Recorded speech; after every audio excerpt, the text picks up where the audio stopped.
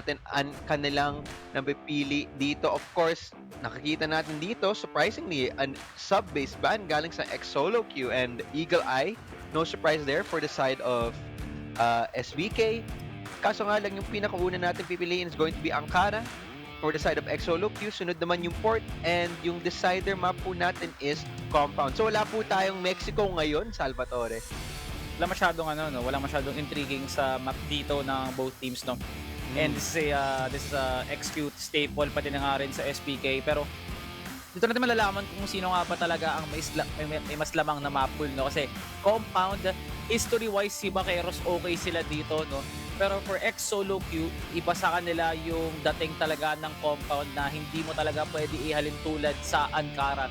Maraming teams, no, na 'pag Ankara yung main map nila, Oo. madali na lang sa kanila para sa kanila yung Compound. Pero a team like XQ, kailangan natin talaga i-justify na hindi para sa lahat talaga ang Compound. Isipin mo man yan, Baisha Gaming, Pacific Macta, SGJ, Mm. even Gaon Gaming, may history sila sa Compound. Pero XQ, men, alam natin na very consistent sila dito sa Ankara. And I'm pretty sure na with them starting Global Risk, men, marami silang pwedeng idala sa mesa, men, para matigil Mm. yung very aggressive na SPK na alam mong marami silang i-face na laban pagdating sa snipers, especially at LA. Pero ang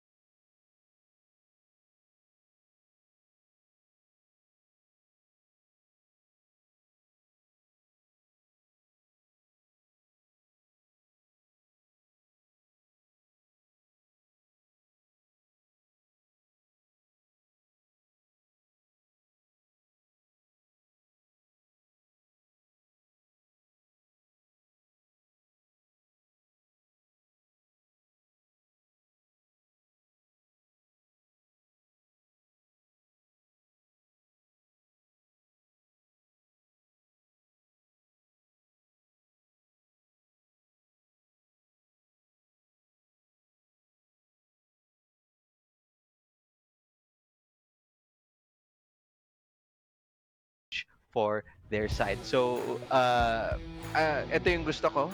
50-50 tayo dito.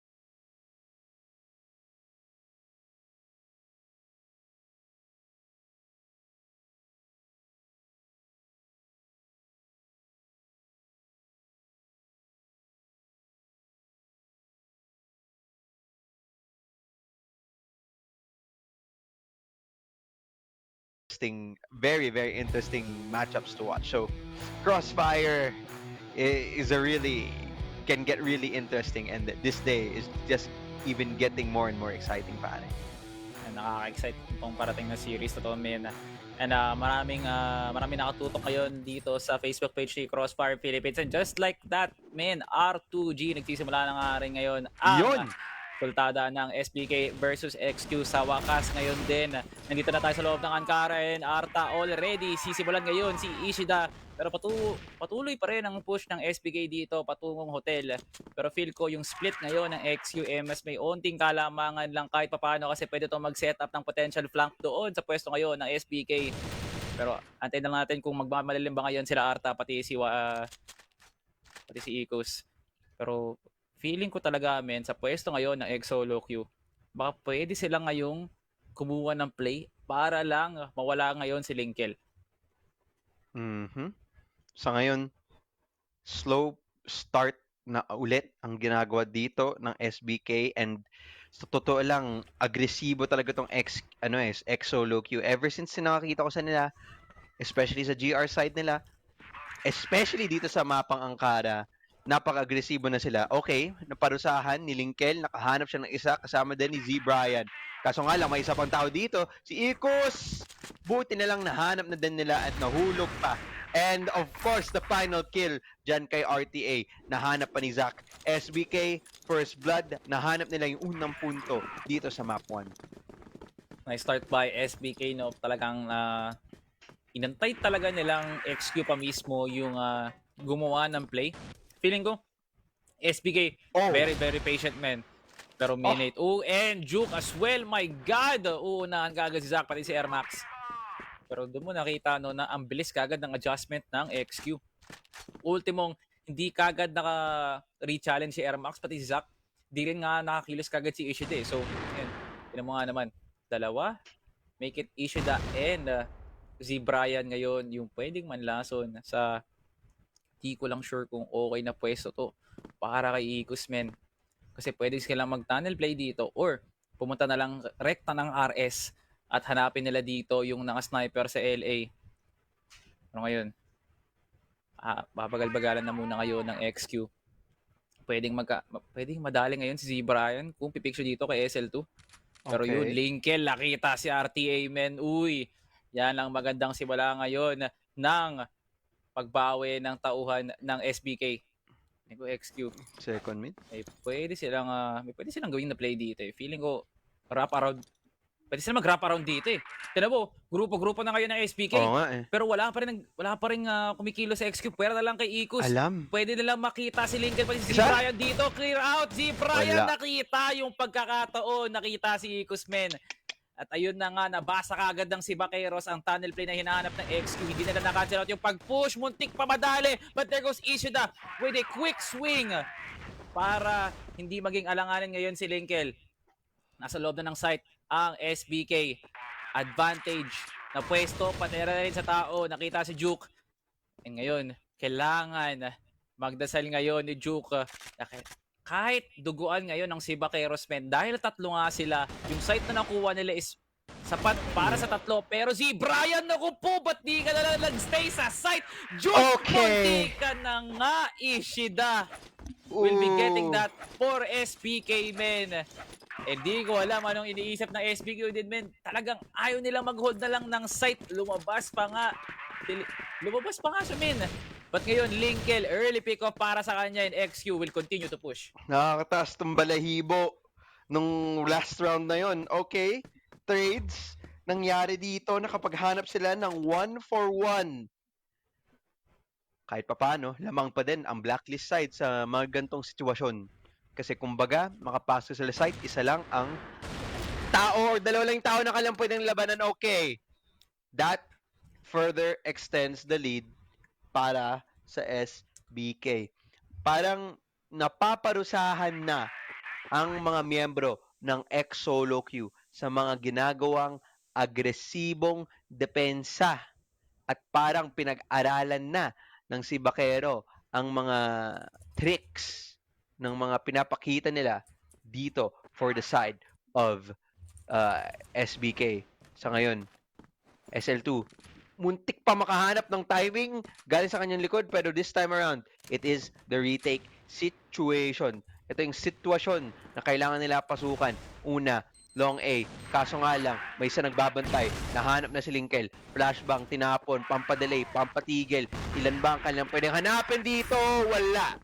Z Brian, galing sa taas, nahanap niya ang huling pitas dyan para bigyan ang pangatlong punto dito para sa side ng SBK. At tingnan mo ba naman, back to the default at X-Solo Q naman, parang ayaw na nila masyadong mag-ring agresibo this time around. Init ng simula ng SBK. Parang kahit wala pa silang resources masyado para alamin yung pwesto ng XQ, naagapan na kagad nila yung pag-cover ng LA, tunnel at hotel at the same time, no, na sobrang independent lang mga miyembro ng SPK na mag-hold sila ng angle tapos hindi sila matatrade kagad. It's either a 1-4-0, 2-4-0, or better yet, yung idea na mas masasakop pa nila yung malalim na pwesto ng XQ men. So, formula-wise, SPK nahanap na nga nila yung very consistent na game plan na feel ko XQ mababasa nila anytime soon kasi ngayon, somehow, nabasa ngayon ng XQ na pwede sila manggaling ng hotel. Tatlo ang nakatambay dito ngayon. Juke, nakita na nga ang kanyang pwesto and there goes the 1-4-1 so far. Si Baqueros, kikilos pa rin ba sa pag-commit dito sa may bandang B site men SL2 nakita si Linkel and XQ nakikita na nga nila ang ilaw sa dulo nga men ng tunnel as iniisa-isa na lang ngayon ng SPK. Airmax and Ishida na lang ang nakatayo para sa SPK. XQ still on the board men.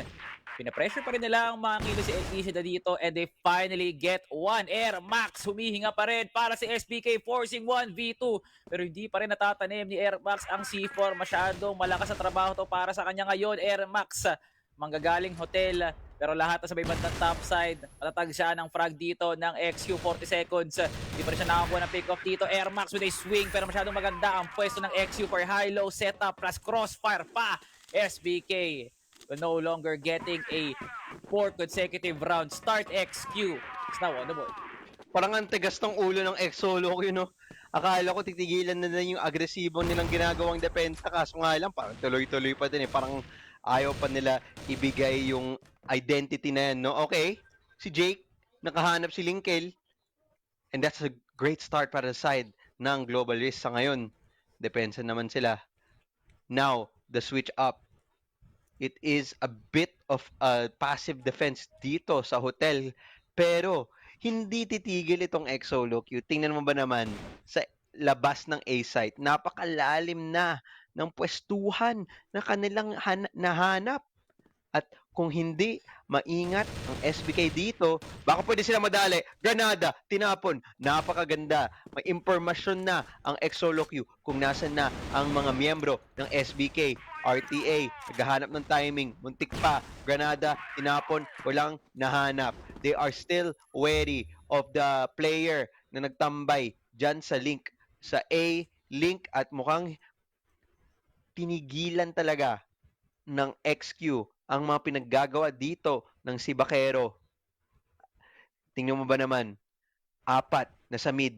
Okay, nag-split na, gusto pumunta dito sa B, pumasok sa hotel, kaso nga lang nagbabantay pa din tong dalawa. Ilan ba ang pwede nilang kunin? Ilan ba ang pwede nilang hanapin? Yan ang tanong. Mukhang Sa malaking katanungan yan men. ayaw nilang bigay. Okay, Zach, nakahanap siya ng isa. And mukhang at least SBK, sinisira na ang depensa ng ex-solo queue. Kaso nga lang, may isang tao sa likod. Suddenly, 2v2 situation to, Salvatore. Hanap pa rin ng SPK? Di ko alam men. Ipo-force ba nila to? Oo, ipo-force nga nila to men. Gusto na lang makuha yung LA. Manggagaling sila RS patungong A. Nabasa kagad ni Juke. One tap sa ulo men. Good boy Carousi. Brian na lang natitira para sa SBK. Di ko alam kung sapat ang oras men. Masyadong malayo ilalaban to men. Di na lang nilaro ng XQ yung oras. Dinoble pick na lang si Brian.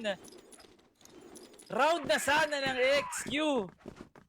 Si Baquero, sila pa ang makukuha nun, men. Kamot, ulo, moments para sa ex-solo queue. Oras na sana nila yun, men. Oh my God. Kahit ako natataranta dyan na nagpapakamot din ako ng ulo niya na how did they allow that to happen? Linkel, nanalo sa sniper fight. Wala na si Minate dito sa mapa. At kumbaga, parang ninakaw ng SBK yung round na yon against the side of XQ. Okay, si Jake, nahanap si Z Brian. At least nabawian. Kaso nga lang, isa pa ang nakabantay dyan and Zach. Rest back. RTA, umagresibo na naman dito sa A-site and sa kabilang party na mapa SL2. Gusto nila likuran ang dalawang miyembro dito ng SBK. Aware ba ang mga BL na nandito na nakapwesto ang kanilang kalaban? Mukhang hindi. Mukhang lason. Mukhang yan ang mangyayari dito kung hindi sila aware, Ishida nag-take ng fire, Ermac, at least nahanap niya yung flanker, and now with 1v1, si Irkus will close out this round para sa side ng X-Solo Q. Close round. Actually, yung SBK, naging okay din naman yung kalagayan nila from the first minute.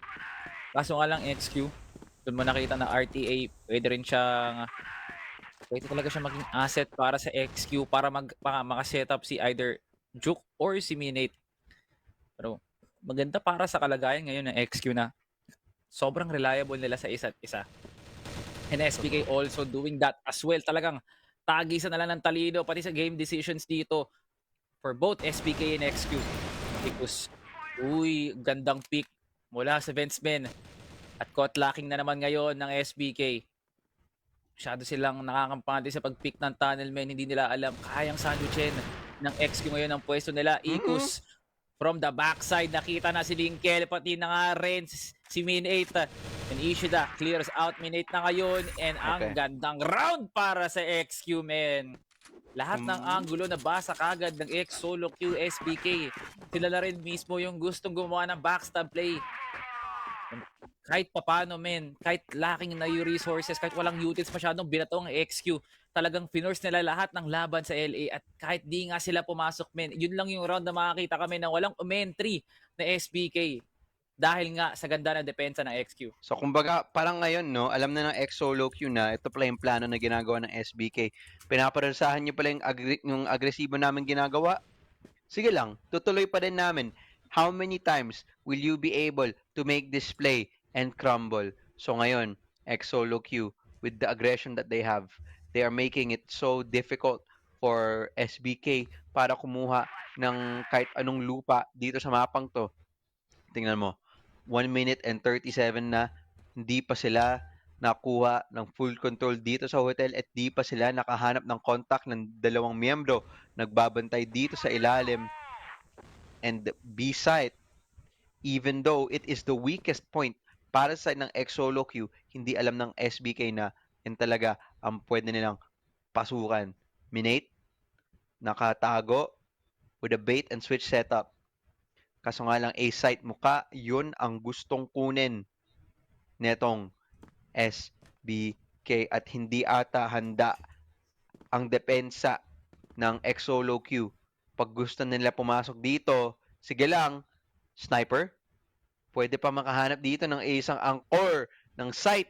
And the rotations, they're non-existent. It's mid, but it's a disaster for the side of X-Solo Q. Di nila namalayan na may pwede pa lang dumaan yung mga tauhan nila sa link side. And it's an absolute fuck for X-Solo Q. Kaso, Ikus, isa, trade agad, naiwan na lang to sa kamay ni Jake. Napakahirap na granada, tinapon na at gusto na buhusin ng SBK to. And at least makahanap sila ng 5 punto dito sa first half natin as we go to the last round. And nakapag-layout na ng pundasyon ng SBK no sa kung paano yung pinaka-consistent na formula para tuusin yung paglalaban nila sa either LA or even sa B-Tunnel. Somehow XQ, dun mo nakikita na may laban talaga si Min8, kaya makipagsapalaran ni Ikus. Pero pagdating na sa pushing na SBK men, medyo natataranta ang XQ kasi hindi ganun kabilis talaga yung pag-rotate nila. So justified naman para sa XQ na nahihirapan sila doon, pero hindi naman justified na pinapabayaan nilang SBK mismo yung umentry sa site nang wala man ng depensa or trade na nagaganap men. SBK na mismo yung pumapunish dun sa idea na yun, kaya sila nakakuha ng magagandang rounds dito. Ngayon, SBK once again men, open na, they are already taking over ramp, mga kaibigan. X halit finds Juke.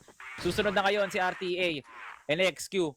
Manggagaling pa sila sa kabilang panig ng mapa med para lang makuha yung pwesto na hinahanap nila. Feel ko manggagaling pa sila ng hotel or di na nga lang sila nanggaling ng RS pa. Air Max finds Ikus and patuloy pa rin ang bloodshed ngayon ng Sibaqueros Esports as they take home first half with a 3-point lead in a huge manner men kasi XQ. Sa dami ng rounds na nakita natin na sana pumapaldo ngayon ng XQ, Sibaqueros quick to react. Yun nga, no? Pero alam ko, sa side ng X-Solo Q, parang mas magganap nga na ang kanilang BL site. Kaso nga lang, nung sinabi ko yan, 2 miyembro na ang nahulog. Si Bakero Esports may gustong ipakita. SL2, gusto pa makahanap ng isa pang lason. Kaso nga lang, wala siya lang nahanap as now. C4 na iwan naman dito sa mid-side. Ano ba ang kanilang pwedeng hanapin dito? Oo. B-site is open. Kaso nga lang, 2 na lang sila. It is a 2v3 situation. Flashbang tinapon na sa labasan, stopping the push of X Solo Q. Isa pa, ang gustong hanapin ni Jake. Kaso nga lang, napakahirap. Napakatagong-tago ang 2 member dito galing sa ng SBK, and Minate takes lots of damage. B-site, bukas na bukas. Siguro naman yung impormasyon, sinabi na, pare ko'y 2, nagbabantay sa A, pumunta tayo sa B. Kaso nga lang, the decision of X Solo Q para tumambay lang dito. Siguro naghihintay ng pagkakamali galing sa side ng SBK, at yan ang isa sa mga posibleng parusahan ng X Solo Q. Zach, nahulog na din. Ishida, naiwanan dito sa mid-side. Oo, headshot. Left na 1v1. Alarm bells. Yung alarm, alam na. Sabi daw niya, okay, alam ko, nakapwesto ka sa B-side. Plant ko tong A na to. Libre ko na to. 1v1. Pwestuhan sa labas. Sniper! Oh! Minate ang tamang nakahanap ng timing ng pwesto at ng lason para ibigay itong round na to for the side of X Solo Q. Parang ninakaw nila yun sa ilalim ng SBK, pare koy. Man, timing talaga para sa XQ, no? And, uy, ang bilis na pick para kay Linkel. Mabilis kagad to mababawi ni Min 8. Pero man, you gotta admire, man, gaano kalakas yung kompetensya ngayon at Wow. yung kumpiyansa ng SBK. Para lang talaga i-force out ang XQ dito, men. Lamang pa rin sa tao, Zach. At nangalati na nga yung buhay. XQ, di man lang sila nakatikim man lang ng bench push, men, or tunnel. Talagang hinayaan ng SBK na lahat ng laban nila, men, lahat manggagaling sa LA. Surprising enough, XQ. Walang utils na binato, and Juke, men, pressing W dito kay Linkel. And hindi nila i-challenge to ngayon kasi masyadong malakas. At napakadaming tao na mag-push ngayon galing sa XQ. Kumbaga Feeling ko parang mabilis mababasa to agad ng SBK.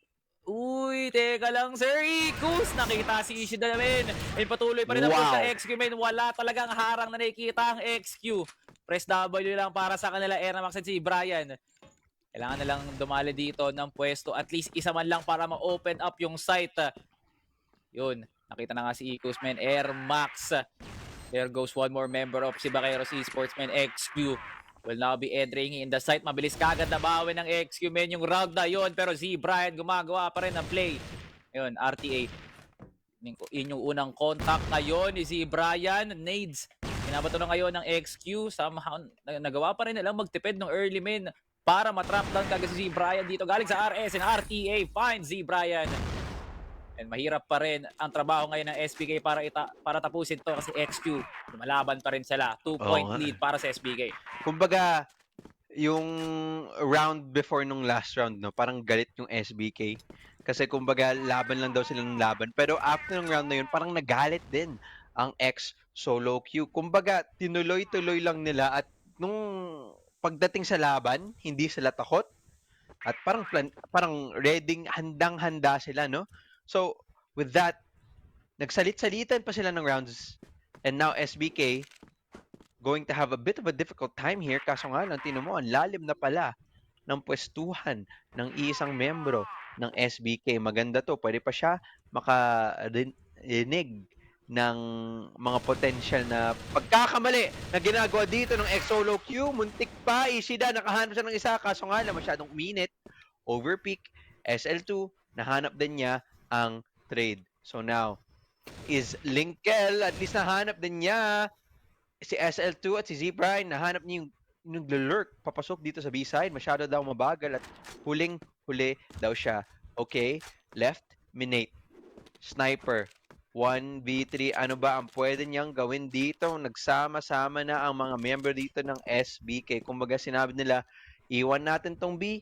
kung B nga talaga to, makipag-retake na lang tayo. Let's wait for X solo Q to make the mistake. Minate. With less than a minute left.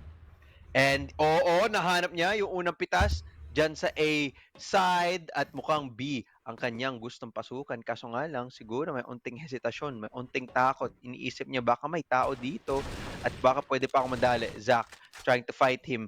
Duel, 1v1. Pero di niya namalayan na may tao na pala sa kanyang likod. Wala, akala ko may tao sa kanyang likod pero hindi pala tinuloy ni Ermac. Gusto daw niya sumama dito kay Zach. And now, 2-on-1 magsama-sama. Potential for collateral. Mahirap naman siguro, pero yung tagos ng bala ang nakahanap kay Minate at muling kukuha pa ng isa pang agwat itong SBK sa ating scoreline. Ang lapad talaga ng pinush ni Min 8 para lang ma-clear out yung buong site. Di siya makasiguro talaga no, na ganun kadali para sa kanya na itanim kagad yung C4 knowing na kaya naman to i-push out kagad di Airmax kahit may threat pa ng smoke. Health advantage all over para sa Sibaqueros and Linkel once again! Parang iisa-isahin niya lang talaga ang buong XQ pero isang malaking bawi para naman ngayon sa XQ ang double kill ni Ikus. Mas kagad to nakilos para kay Z Brian. Ang lalim na kagad ng pwesto. Pero buti na lang andoon si Z Brian para i-cancel out ang pagtulak ng X solo Q. Parang kanina lang si Min 8 na natitira ngayon. Siya pa rin ang nakatayo na lang para sa X solo Q. Walang bago. Pero magiging iba ba yung kakalabasan nito sa 1v3 na hinaharap ngayon ni Min 8? Sa akin, Z Brian, potential crossfireman. Tama yan. Pagdating naman kay Linkelman, gawin dito is galing na agad sa tunnel no, pero hindi na sapat. Di na kailangan pa ni Linkelman. Okay na si Zach, pati si Z Brian and si Sibaqueros. Papalapit na sila. Parang gusto nang tapusin nitong SBK. Map point na daw. And now, X solo Q, nahirapan na sila dito. Feeling ko, masyadong maraming pagkakamali ginawa nila nung GR side. Kaya sila nadali dito. Okay, Minate. Nabibigyang simula para sa side ng X solo Q. Kaso, di ba nila namalayan na ilan ba ang crossfire dito sa B side? Maganda ang flash. Titigilan yung tulak na gustong gawin dito ng X solo Q. Kaso nga lang, kailangan makahanap dito ng tamang lugar, ng tamang pitas. Etong si Ermac. Isa, Ishida, nakahanap. Trade, galing kay Jake. Kailangan pa makahanap pa ng isa pa dito. Kaso nga lang, nahulog na yung nag-iisang anchor para sa side ng SBK and X solo Q. Hindi pa daw tapos ang laban. 6-9 scoreline, fighting and wanting to show SBK na buhay pa kami. Hindi pa kami mauhulog. You have to do better than that. Sa ngayon, mid-side control ang laban para sa side ng X solo Q at mukhang natagusan tong onte si Minate and it is a slow start for the side of X solo Q. And SPK, maganda at epektibo yung paggamit talaga nila ng utils dito, men. Kaya kailangan ngayon pag-ingatan ng XQ. Kasi ang lakas ng potential ng round na to ng SPK, no? Dalawa na nga yung duguan. Yung coverage pa ng pwesto ng XQ, sobrang open pa. Pero hindi pa rin yun nabasa ng SPK. Double, make it a triple pick for XQ, men. SL2, nakita na nga si Z Brian. And this will be a very, very tough task para kay Zach. Nakuha niya na nga si SL2 dito. Pero XQ, with now the plant, threat na to para sa side ng SBK. Si Zach na nga lang natitira. Mares, men, kailangan niya paghiwalayin si Min 8, pati na rin si RTA, at sinimulan niya na nga to. Dalawa pa, kailangan siyang gawin dito, men.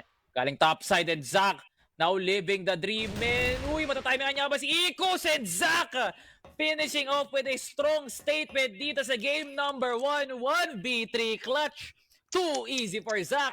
Sibaqueros makes it happen. Grabe, akala ko